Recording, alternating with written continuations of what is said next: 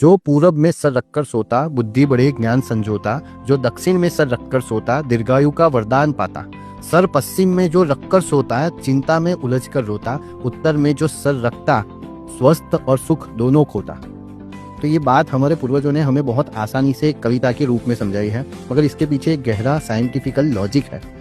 कहते हैं कि पृथ्वी का जो इलेक्ट्रोमैग्नेटिक फील्ड है ना, वो राइट से यानी उत्तर से दक्षिण की ओर बहता है।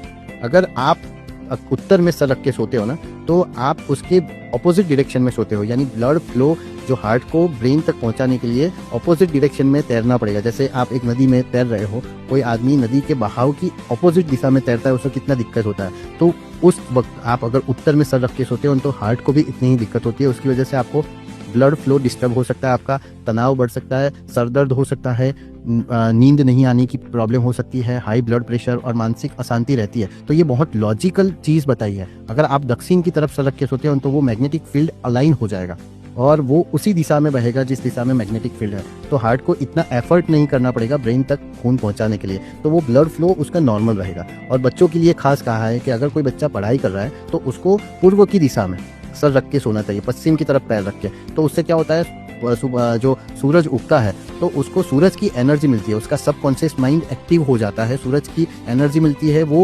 अपना ध्यान बूस्ट कर सकता है, जल्दी सुबह में उठ सकता है, मेमोरी उसकी शार्प हो सकती है। तो ये सारे साइंटिफिक बेनिफिट के आधार से हमारे ग्रंथों में ये सारी चीज़ें बताई गई हैं, मगर हम क्या है कि हम उसे बिलीव नहीं करते। जब तक बाहर के लोग इस बात को कहेंगे नहीं, हम इसे बिलीव नहीं करेंगे। नहीं तो